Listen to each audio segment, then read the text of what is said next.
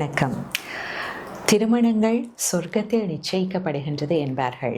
ஆனால் அதை தக்க வைப்பது அதில் இணைந்துள்ள இருவரது கைகளிலும் இருக்கின்றது. அன்பு இதற்கு ஆதாரமாக இருக்க வேண்டும். இந்த அன்பை நாம் எப்படி அளவிட்டு கொள்ளலாம் என்றால், ஒருவர் மற்றவருக்காக எந்தளவு தூரம் தியாகம் செய்ய தயாராக இருக்கின்றார் என்பதை பொறுத்து இந்த அன்பை நாம் அளவீடு செய்யலாம். பொதுவாக உறவுகளில் நாம் நெருங்கி பழக ஆரம்பிக்கும் போதுதான் பலகீனங்கள் தென்பட ஆரம்பிக்கும். இந்த பலகீனம் என்பது உடனடியாக மாற்றக்கூடிய ஒரு விடயம் அல்ல.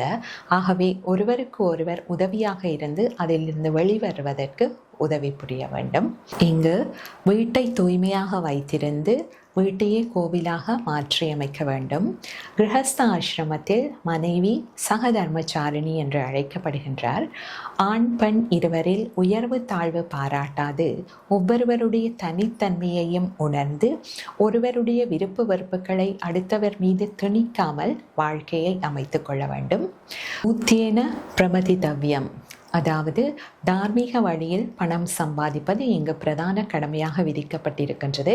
காரணம் என்னவெனில், ஏனைய ஆசிரமங்களில் இருப்பவர்கள், அதாவது பிரம்மச்சரி ஆசிரமமாக இருக்கலாம், வானப்பிரஸ்த ஆசிரமமாக இருக்கலாம், சந்நியாச ஆசிரமமாக இருக்கலாம், இங்கிருக்கின்ற அனைவரையும் பாதுகாப்பவர்களாக இந்த கிரகஸ்த ஆசிரமத்தில் இருப்பவர்கள் கருதப்படுகின்றார்கள்.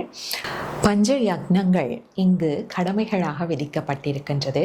ஒன்று தேவ யக்னம், தினசரி இறை வழிபாடு; ரிஷி யக்னம், தினசரி சாஸ்திரங்களை படித்தல்; மூன்றாவதாக நிரு யக்னம், விருந்தோம்பல்; நான்காவதாக பித்ரு யக்னம், மூதாதையருக்கு பிதிர்கடன் செய்தல்; ஐந்தாவதாக பூத யக்னம், ஏனைய ஜீவராசிகளை காப்பாற்றுதல். இவை இங்கு கடமைகளாக விதிக்கப்பட்டிருக்கின்றது. நன்றி.